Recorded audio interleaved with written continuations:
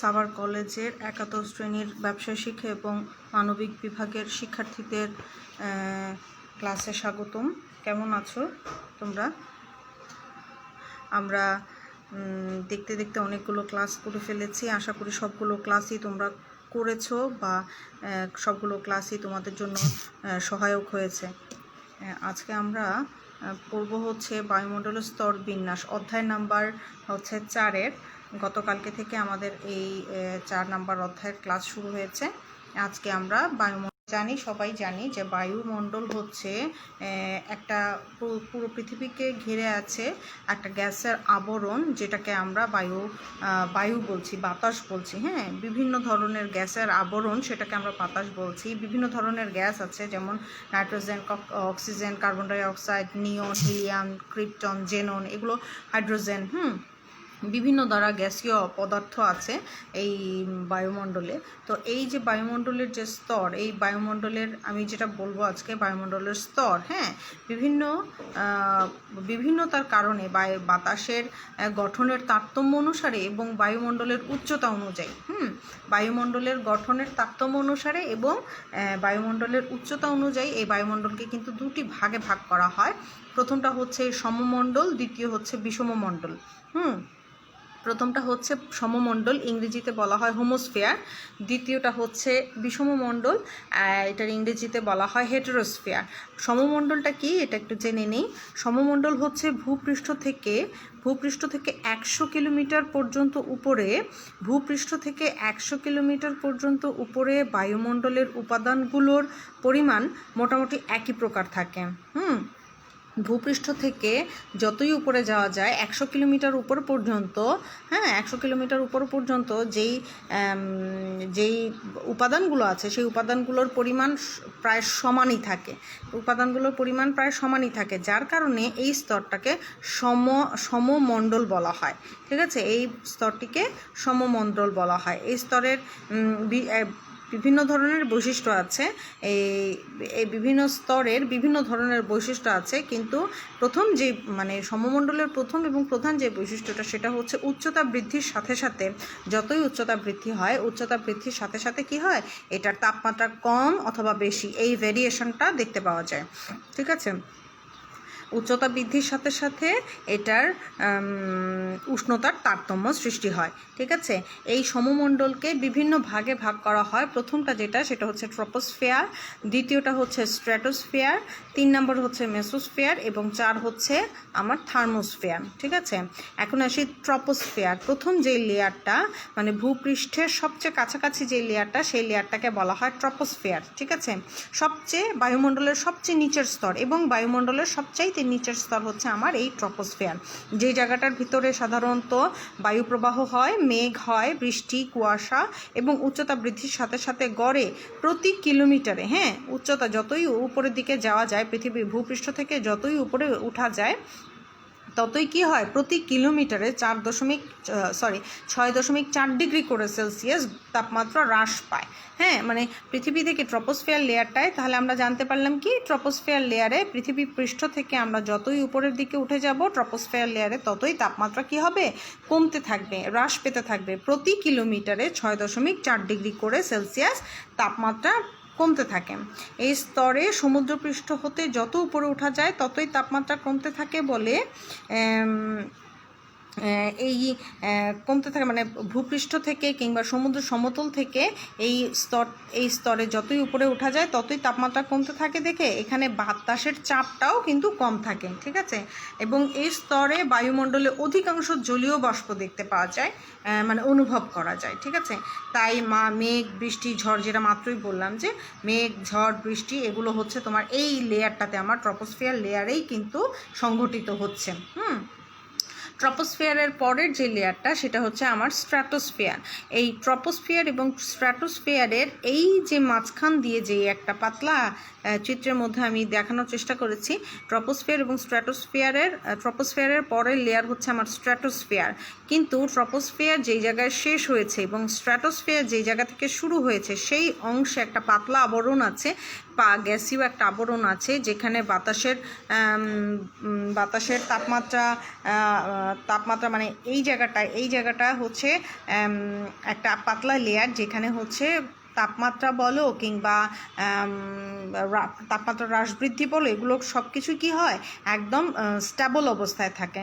Stable মানে হচ্ছে অপরিবর্তিত, ঠিক আছে, অপরিবর্তিত থাকে। তো এই জায়গাটাকে বলা হচ্ছে ট্রপোপোজ, ঠিক আছে, এইটাকে বলা হচ্ছে ট্রপোপোজ, মানে ট্রপোস্ফিয়ার যেখানে শেষ হয়েছে, ট্রপোস্ফিয়ারের লেয়ার যেখানে শেষ হয়েছে এবং স্ট্র্যাটোস্ফিয়ারের লেয়ার যেখানে শুরু হয়েছে, সেই অংশটাকে, সেই পাতলা অংশটুকুকে আমরা বলছি ট্রপোপোজ, ঠিক আছে।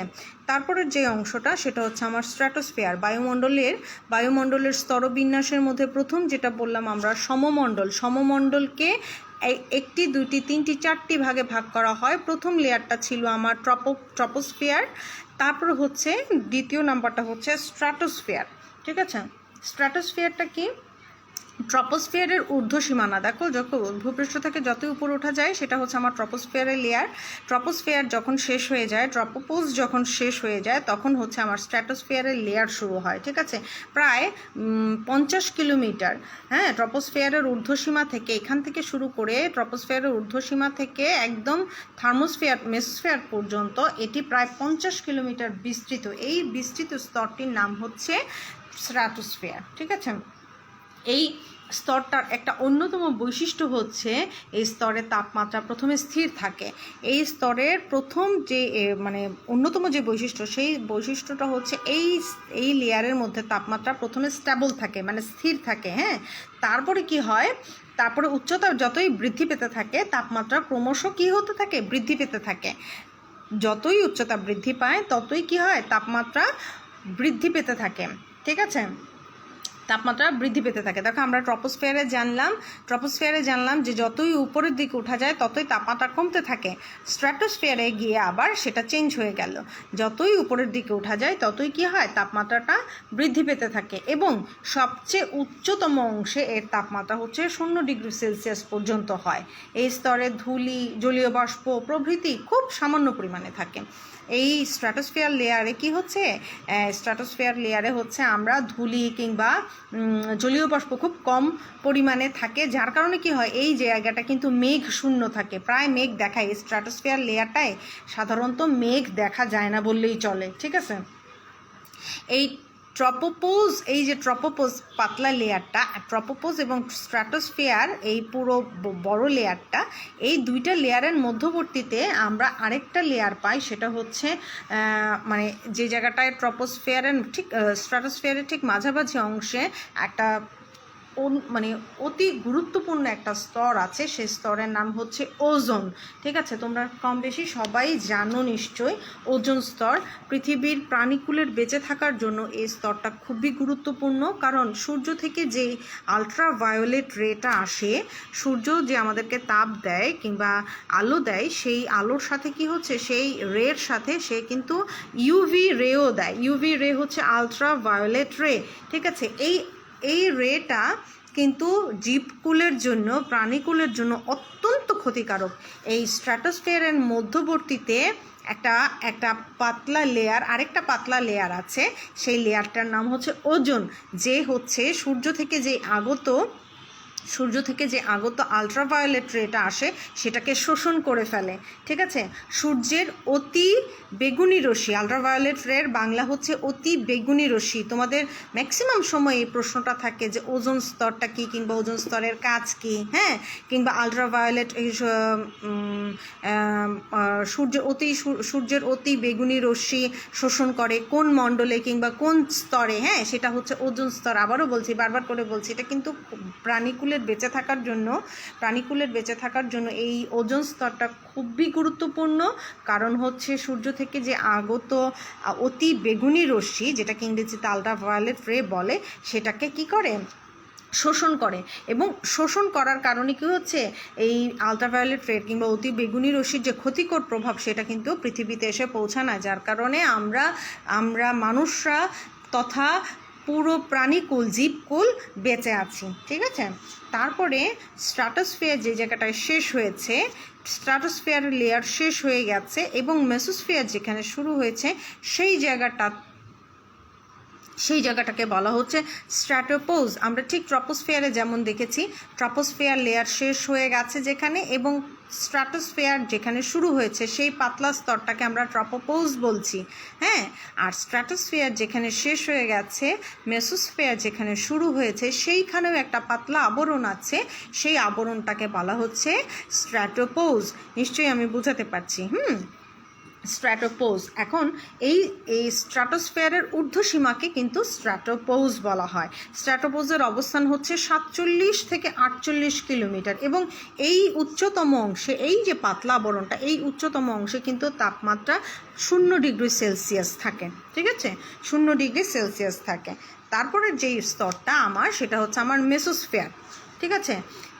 স্ট্র্যাটোস্ফিয়ার থেকে শুরু করে যত উপরের দিকে ওঠা যায়, ঊর্ধ্বসীমা, স্ট্র্যাটোস্ফিয়ারের ঊর্ধ্বসীমা থেকে যত উপরে ওঠা যায়, প্রায় 80 কিলোমিটার উচ্চতা পর্যন্ত বিস্তৃত হচ্ছে আমার এই মেসোস্ফিয়ার। এই লেয়ারটা হচ্ছে আমার স্ট্র্যাটোস্ফিয়ার, হচ্ছে আমার, আমি বলেছিলাম স্ট্র্যাটোস্ফিয়ার আমার 50 কিলোমিটার, মানে উপরের দিকে 50 কিলোমিটার পর্যন্ত বিস্তৃত। আর স্ট্র্যাটোস্ফিয়ার যেখানে শেষ হয়েছে, মানে 50 থেকে 80 কিলোমিটার পর্যন্ত হচ্ছে আমার মেসোস্ফিয়ারের অবস্থান। এই মেসোস্ফিয়ারের এই স্তরের নিচ থেকে উপরে তাপমাত্রা কিন্তু দ্রুত হারে হ্রাস পায়। দেখো ট্রপোস্ফিয়ারে মজার জিনিস দেখো, ট্রপোস্ফিয়ারে আমরা পেলাম কি, যতই ভূপৃষ্ঠ থেকে যতই উপরে ওঠা যায় ততই তাপমাত্রা কি হয়, হ্রাস পেতে থাকে। আবার ট্রপোপোজে গিয়ে তাপমাত্রা অপরিবর্তিত থাকে, থেকে স্ট্র্যাটোস্ফিয়ারে যতই ঊর্ধ্বতে যাওয়া যায় ততই তাপমাত্রা বাড়তে থাকে। আবার স্ট্র্যাটোপোজে গিয়ে তাপমাত্রা কিন্তু 0 ডিগ্রি সেলসিয়াস থাকে।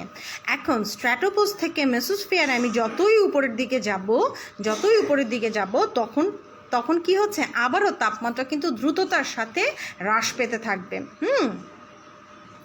এই নিরক্ষীয় অঞ্চলে, মেসোস্ফিয়ারের 80 কিলোমিটার উচ্চতায় নিরক্ষীয় অঞ্চলে এটা কিন্তু কখনো কখনো, এটা কিন্তু এই 80 ডিগ্রি সেলসিয়াস, -80 ডিগ্রি সেলসিয়াস থাকে। এই তাপমাত্রা কিন্তু কখনো কখনো শুধুমাত্র 80 ডিগ্রি সেলসিয়াসই হয় না, কখনো কখনো এই তাপমাত্রা 120 ডিগ্রি, মানে -120 ডিগ্রি সেলসিয়াসও হয়ে যেতে পারে, ঠিক আছে। মেসোস্ফিয়ারের যেই উপরের স্তরটা, মানে যেই জায়গাটা মেসোস্ফিয়ার শেষ হয়েছে এবং থার্মোস্ফিয়ার যেখানে শুরু হয়েছে, সেই আরেকটা পাতলা আবরণ আছে, সেই পাতলা আবরণটার নাম হচ্ছে আমার মেসোপোজ, ঠিক আছে। মেসোপোজ হচ্ছে সমমণ্ডলের সবচেয়ে নিম্নস্থ, মানে সর্বশেষ সীমানা, ঠিক আছে। মেসোস্ফিয়ার হচ্ছে এই জায়গাটার মধ্যে, এই মেসোস্ফিয়ারের মধ্যে তাপমাত্রা একদম একেবারেই কম অনুভূত হয়, একদম লো টেম্পারেচার থাকে, ঠিক আছে, যেখানে -80 ডিগ্রি, এবং যতই উপরের দিকে, মেসোস্ফিয়ারে যতই উপরের দিকে ওঠা যায়, কখনো কখনো তাপমাত্রা -80 ডিগ্রি না, কখনো কখনো সেটা তাপমাত্রা আরও কমে গিয়ে -120 ডিগ্রি সেলসিয়াস পর্যন্ত হতে পারে। এবং মেসোস্ফিয়ার যেখানে শেষ হয়েছে এবং থার্মোস্ফিয়ার যেখানে শুরু হয়েছে সেই অংশটাকে আমরা বলছি মেসোপোজ, ঠিক আছে। তারপরে যে অংশটা, সেইটাকে বলা হচ্ছে থার্মোস্ফিয়ার, মানে মেসোস্ফিয়ারের উপরের অংশকে বলা হচ্ছে থার্মোস্ফিয়ার।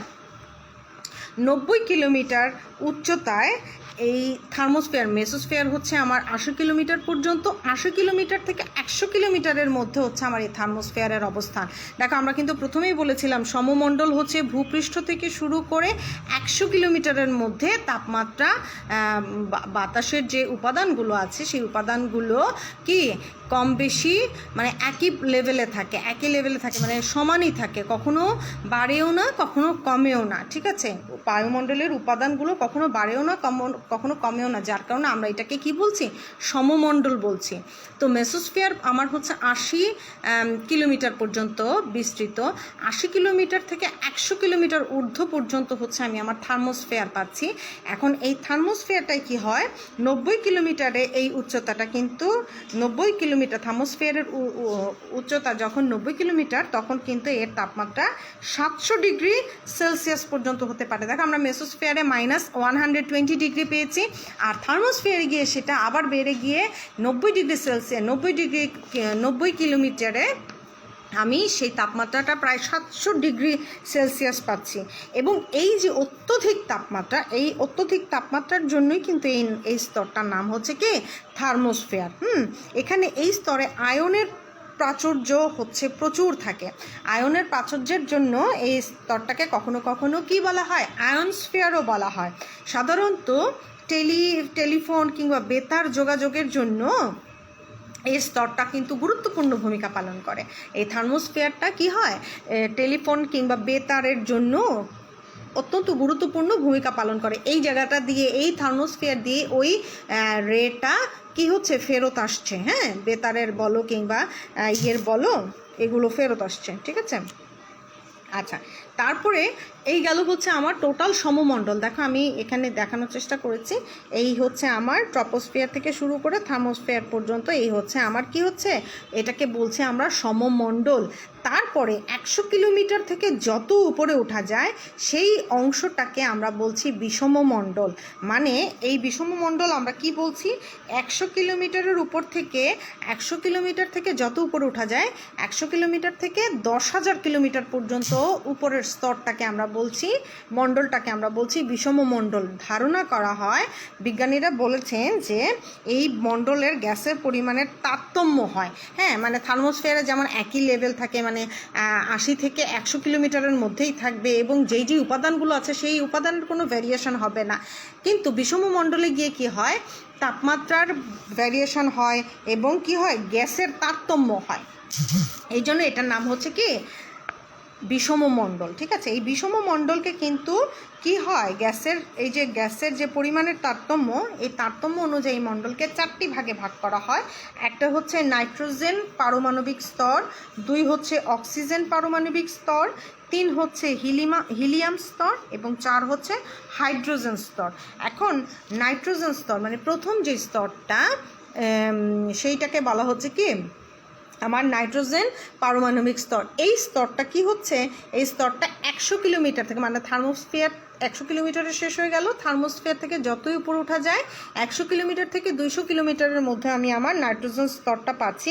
এবং নাইট্রোজেন, এই স্তরটা পুরোটাই নাইট্রোজেন দিয়ে গঠিত দেখে এটাকে আমরা নাইট্রোজেন স্তর বলে, নাইট্রোজেন পারমাণবিক স্তর বলে অভিহিত করছি। ঠিক আছে, অ্যাটমিক নাইট্রোজেন লেয়ার বলছি। তারপরে 2 নাম্বারটা সেটা হচ্ছে আমার অক্সিজেন পারমাণবিক স্তর। সাধারণত 200 থেকে 1100 কিলোমিটার পর্যন্ত এই স্তরটি বিস্তৃত এবং অবশ্যই অক্সিজেনের পরিমাণ সবচেয়ে বেশি থাকে দেখে এটার নাম হচ্ছে অক্সিজেন পারমাণবিক স্তর। 3 নাম্বার সেটা হচ্ছে আমার হিলিয়াম স্তর। সাধারণত 1100, মানে যেই লেভেলে গিয়ে, যেই অংশতে গিয়ে আমার অক্সিজেন পারমাণবিক স্তর শেষ হয়েছে, সেখান থেকে শুরু হয়ে প্রায় 3500 কিলোমিটার পর্যন্ত এই হিলিয়াম স্তরটা দেখতে পাওয়া যায়। এইখানে হিলিয়ামের অণুর প্রাচুর্যতা অধিক। এই জায়গাটায় হিলিয়ামের অণুর প্রাচুর্যতা অনেক বেশি।